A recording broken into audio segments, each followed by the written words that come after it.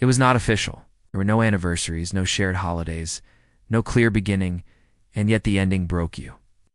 I am Zane, a relationship consultant and psychologist, and on this episode of STR TV, we are exploring the quiet, often invisible grief of relationships that never had a name. The kind where everything was felt, but nothing was defined. Where you loved in the spaces between the words. And when it ended, you were left not only with loss, but with confusion, because how do you mourn something the world never acknowledged was real? This is not the heartbreak people talk about over dinner or in therapy right away. It is the kind you keep to yourself, half embarrassed, half unable to explain. But it is real, and it deserves our attention. Number 1. When the bond is real, but the label is missing, not all heartbreak follows the rules. Sometimes the deepest connections come without labels, just long talks, stolen glances, emotional intimacy that builds silently but powerfully. And when it fades, it leaves behind a particular kind of ache. You do not just grieve the person, you grieve the potential, the what-ifs, the future you imagined but never got to live. And because you were never official, people might not take your pain seriously. You might not even take it seriously yourself. It can feel like you are grieving a figment. But what you are actually mourning is the real energy you gave, the real time you spent, the real feelings you nurtured without ever having a place to put them. Number 2. Unspoken expectations. Unnamed attachments. One reason these endings hurt so much is that everything lived in the in-between. There were no clear expectations, no open conversations, just a slow build of hope and attachment. And hope is powerful. It makes space for us to dream. So when a situationship ends, what we lose is not just a person, it is the dream version of what could have been. And there is no closure because there was never a clear opening.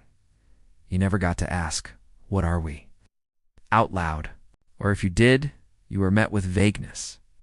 And now you are left grieving not only the absence of the person, but the absence of clarity. That can be maddening. It can make you feel like you are not allowed to be hurt, but you are.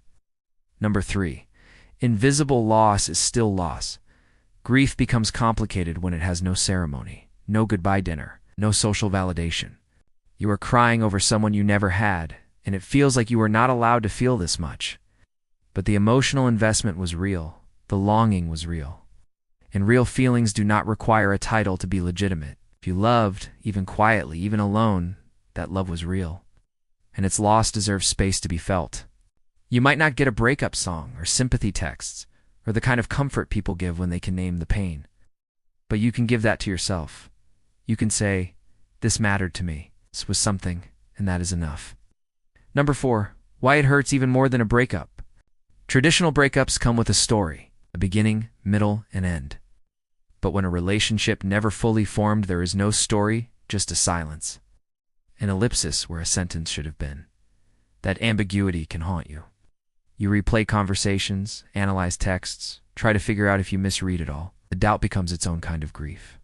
And that uncertainty can sometimes feel heavier than the finality of a clear ending. Because at least in a breakup, you know what you are grieving.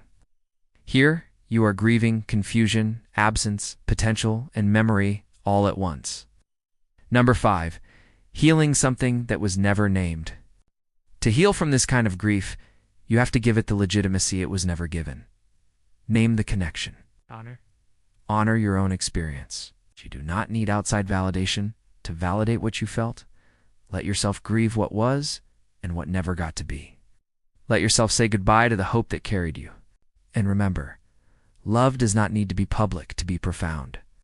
Sometimes the most real love lives quietly, so does its loss.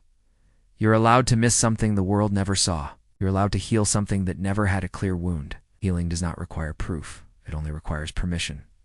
Have you ever grieved something that never had a name? What helped you find closure? Next time on STR TV, we will talk about breaking free from a trauma bond. 7 proven steps that works.